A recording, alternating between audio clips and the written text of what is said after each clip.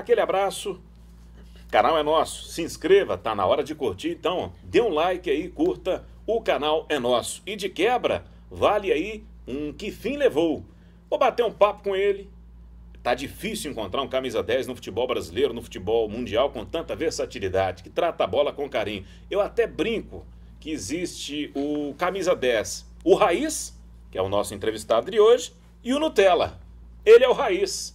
Marcelo Borges, grande abraço. Bem-vindo ao canal, é nosso. Um prazer é todo meu, o Gão, além de um grande amigo, é um cara muito capacitado, muito bom no que faz. É um prazer imenso poder falar com os internautas aí do canal É Nosso. Borginho, o início da carreira, como é que despertou isso? Ó, vou pro mundo da bola, vou dar o pontapé inicial na carreira de jogador de futebol. Na verdade, com toda sinceridade, era um sonho muito mais do meu pai do que propriamente meu, né? Eu queria ficar no interior, sou de Guapó, pertinho aqui de Goiânia, e a vida, em minha infância, adolescência em Guapó, a gente não sabia a dimensão que esperava pós-Guapó, né? Então eu queria ficar em Guapó com os amigos, com as namoradas, mas a insistência do meu pai, alguns amigos que viam qualidade em mim na época jogando as peladas lá em Guapó, me trouxeram para o Goiás, o Edivan, né, que é parente do meu pai, um cara que eu tenho uma gratidão muito grande por ele. Eu cheguei no Goiás, fiz uma peneirada com mil e poucos garotos na terça-feira e no sábado eu já estava estreando com a camisa número 10 do infantil do Goiás, treinado pelo Matinha. E de lá a gente só deu continuidade na carreira, foram 22 anos aí de carreira, contando a base com o profissional. A saída do Goiás e as equipes na sequência. Eu joguei no Goiás profissional de 91 a 93, quando me mandaram para o Inhumas, né? Que eu tinha perdido espaço, o Ailê tinha perdido a paciência comigo na renovação de contrato, eu era muito chato para isso. Exigente, Marcelo? Eu nunca escondi de ninguém que eu joguei futebol por dinheiro, né? Se fosse para não ganhar dinheiro, eu teria ficado com os meus amigos batendo pelada, que era muito melhor. Só não tinha o glamour que tem jogar no Serra Dourada, no Maracanã, no Morumbi, no Mineirão, essas coisas todas que o futebol te proporciona. E eles me mandaram para o Inhumas, aí depois voltei para o Goiás, porque fui considerado o melhor meia do campeonato. Fiz um grande campeonato pelo Inhumas, me ensinaram muito, me ensinou muito a minha passagem por lá, como homem, né, como jogador de futebol também. E voltei para o Goiás, disputei 93 o brasileiro, caímos, 94 voltamos, que era o time baseado por garotos ali revelados pelo Goiás. Aí 95 fui para Dubai, né, fiquei por lá o campeonato local. Depois voltei, joguei 96, campeão goiano, aí saí em definitivo. Aí fui para a Ponte, 97. Você é rei da Ponte Preta, né? Você é ídolo por lá. Na verdade, foram feitas algumas pesquisas lá com os torcedores pontepretanos nos últimos anos, né? E eu sou muito grato, lisonjeado pelo carinho que o torcedor tem comigo. Eu estou entre os 5 maiores jogadores da história da Ponte, né? Então você perder pro Dicá, perder pro Carlos, perder pro Oscar, zagueiro, eu não me lembro outros lá que estão nessa lista também. Então isso é prazeroso, gratificante e apesar de ter mais de 20 anos já da minha passagem lá, o carinho que as pessoas têm comigo e isso é o que a gente leva da vida. O Luiz Fabiano, que estourou no futebol mundial, o grande Luiz Fabiano. Espetacular. Ele foi aquele menino que ficava te enchendo o saco lá na Ponte, né? Na verdade, o Luiz sempre um menino muito gente boa, a personalidade muito forte. Muito, demais. Quando estava lá, ele estava no juvenil, mas treinava de vez em quando conosco pelo potencial que já tinha sido detectado ele apenas com 14 anos. Eles tinham um juvenil na época que ganhava tudo, né? Era ele, o Adrianinho, meio esquerdo, o Loirinho, o Rodrigo, zagueiro. Então era um timaço, né? Eu me lembro desses 3 jogadores que treinavam conosco de vez em quando. Eram jogadores que tinham alto nível, né? Tanto é que o Luiz foi um dos maiores atacantes aí do futebol brasileiro e fez história no cenário internacional também. Melhor dirigente e o melhor técnico que você já trabalhou e aquele, meu amigo, que dá azia em Sorrisal. Fala pra gente. Olha, o melhor dirigente foi o seu Edmo, o pai do Edminho, que foi embora tão cedo, né? É um cara que eu tenho muita gratidão por ele. Se o futebol me proporcionou poder ajudar os meus familiares, as coisas que eu conheci, os lugares que o futebol me proporcionou, os países que eu conheci, E além disso tudo, eu ganhei algum tostão para jogar futebol, né? Isso que é o mais interessante, você cuida da saúde. Algum não, vários tostões. Deu para ajudar a família, isso aí que é o mais prazeroso de tudo. O resto é vaidade, e eu tenho muito pouca vaidade. Todos nós temos vaidade, mas eu não me apego com o passado, eu gosto muito do presente, trabalho muito até hoje para cuidar das minhas filhas, dar a sequência, né, e direcionar as minhas duas filhas no caminho do bem, né, no caminho de Deus, no caminho da religião, no caminho do respeito, nunca perder o respeito pelo ser humano. Então isso que é o bom da vida. O futebol foi muito bom, me ensinou muitas coisas, mas a maior dificuldade do jogador de futebol, quando ele para, é que ele diz que morre. Eu não tive essa morte. Eu dei continuidade à minha vida, construí minha família. Então assim, eu tenho muita gratidão pelo seu Edmo, melhor treinador em termos de nome é Zagallo, foi meu treinador na Portuguesa, também foi um cara que me ajudou muito. Como um dos piores foi o Candinho, muito nome, mas pouco conhecimento, nasceu para trabalhar na Portuguesa, cara muito chato, muito arrogante, muito prepotente, tinha muito dinheiro também, né? Deve ter até hoje, que ele seja muito feliz lá para onde ele vive, mas é um cara que eu não tenho boas recordações. O que está acontecendo, Borginho? Eu estava observando ao longo da semana as informações com relação à Portuguesa. Gente, a Portuguesa está fechando as portas. É triste ver uma equipe que foi vice-campeã brasileira, salvo engano, em 96, chegar nessa atual situação. Na verdade, infelizmente, isso acontece na maioria do futebol brasileiro. Não é apenas na Portuguesa. A Portuguesa passou por um período, e começou lá na minha época, dirigentes que entraram só para roubar, infelizmente. Dirigentes que tinham um pensamento só no egocentrismo, né? O seu Elidio Lico, qual foi o presidente que levou a Portuguesa à falência? Eu não me recordo o nome dele agora, mas do seu Elidio Lico eu lembro como se fosse hoje, que era o vice-presidente da época. Se você olhar o patrimônio que ele tinha naquela época e o que tem hoje, aumentou 10 vezes mais. E a Portuguesa, infelizmente, que me deu muita coisa, deu aos jogadores que passaram por lá naquela época.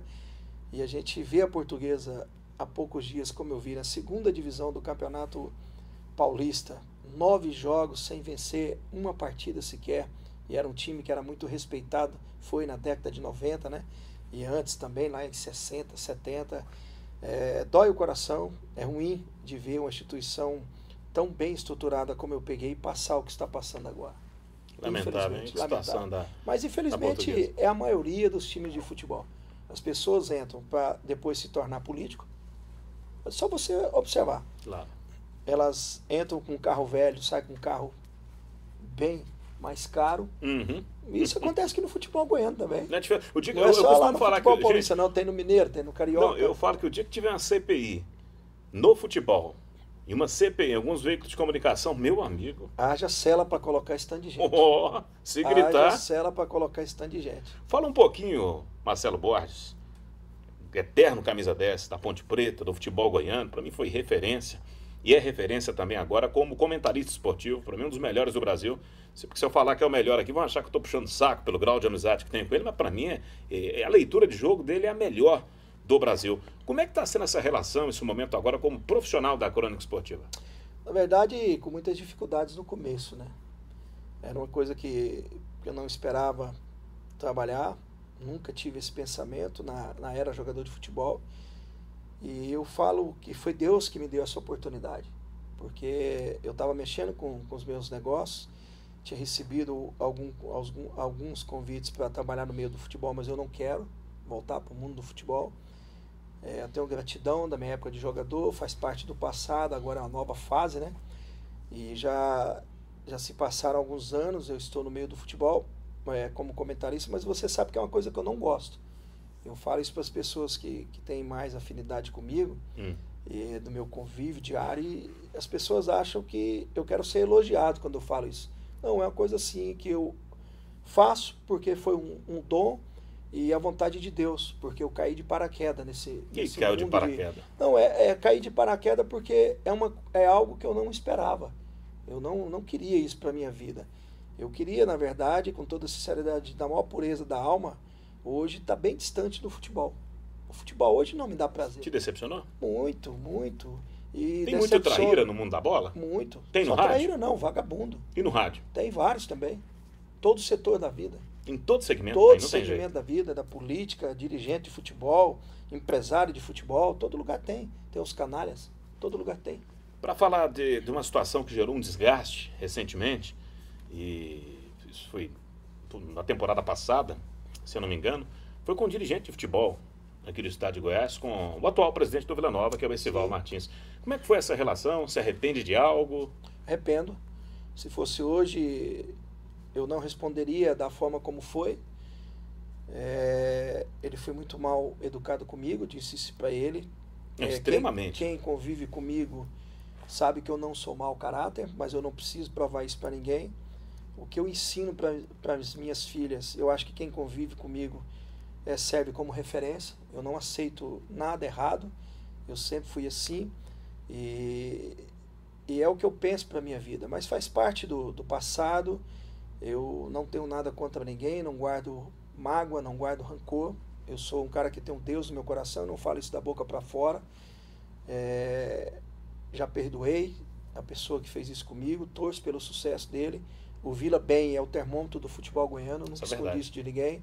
Mesmo tendo jogado 10 anos no Goiás, o torcedor do Vila, eu não sei da onde o torcedor do Vila ele consegue ser tão apaixonado da forma como absurdo pelo seu Por quê? trabalho. O Vila tem quantos anos que não ganha um título? Você tem que tirar o chapéu. Tem. Aqui em Goiás, você torcer para o Goiás, que é o meu caso, né? Eu nunca escondi isso de ninguém, mas eu sou profissional no que faço.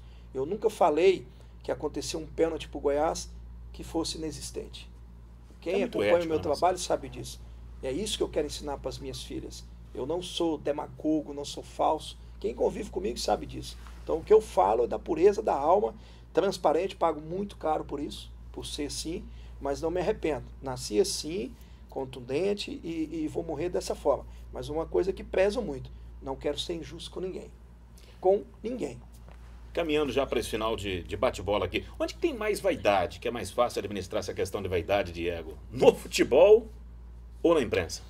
Os dois. Só que o futebol, você tem vaidade e ganha muito dinheiro, na maioria dos lugares. Bem lembrado.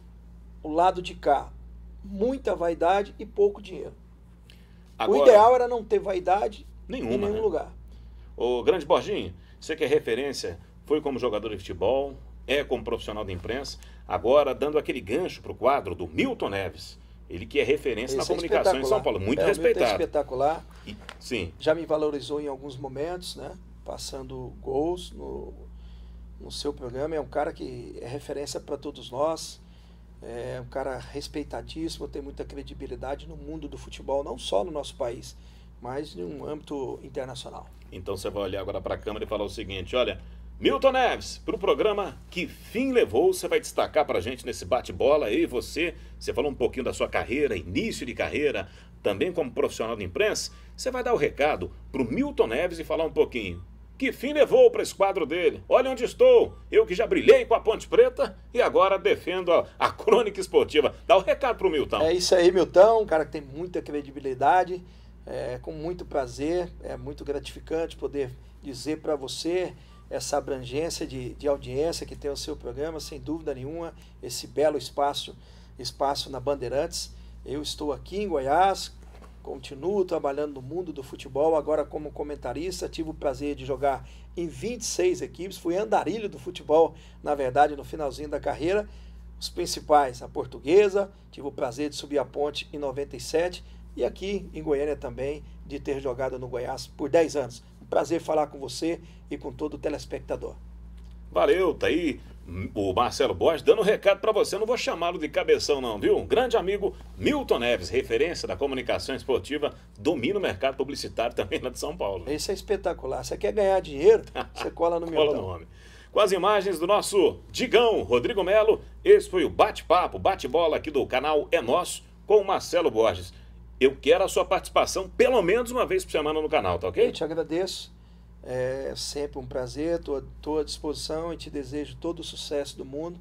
Além de ser um baita profissional, um narrador de mão cheia, é um ser humano extraordinário que está constituindo uma família também maravilhosa, e isso que é o mais importante. É nosso, é nosso, é nosso. É nosso, é nosso, é nosso. Esse homem narrando o gol do Vila é contagiante. O que corre nas minhas veias é da cor da sua camisa. É a frase que foi parar na camisa do Vila. Ó, eu não posso dizer isso. Não pode, mas nos porque jogos o que do Vila corre nas minhas veias é da cor da sua camisa. Isso E aí. essa frase que foi para a camisa do Vila em 2015 ficou bem legal. e tiraram de lá, né? Eu tive o prazer de fazer um jogo contra a Portuguesa, Vila e Portuguesa ao seu lado, lá no Canidé, e nós estávamos no saguão fazendo uma matéria, a gente naquela época estava na 730, né? Sim, sim. E por sinal um trabalho maravilhoso de toda a equipe lá em São Paulo nesse jogo, e o Vila conseguiu a vaga na Série B. Eu me lembro que a torcida do Vila ovacionou Hugo Sérgio no saguão do aeroporto. O cara tem moral com o torcedor vilanovense, mas você merece. Valeu, grande Marcelo Borges. Eu falei dessa frase que foi parar na camisa do Vila pra gente fechar em 2015, naquela campanha. O meu agradecimento ao Hugo Jorge Bravo, né, que era o diretor de futebol na ocasião do Vila Nova, colocou essa frase que foi perpetuada aí no coração de todos os torcedores do Vila, foi para a camisa. A atual gestão acabou tirando essa frase, mas quem sabe ela retorna à camisa do Vila no final do ano. Mas isso faz parte, aquilo que nós dissemos agora há pouco. Uns gostam do trabalho, outros gostam menos, e a vida segue. A vaidade, né? É a vaidade que acaba com o ser humano, infelizmente. Dali, Borginho, obrigado. Dali, Hugão.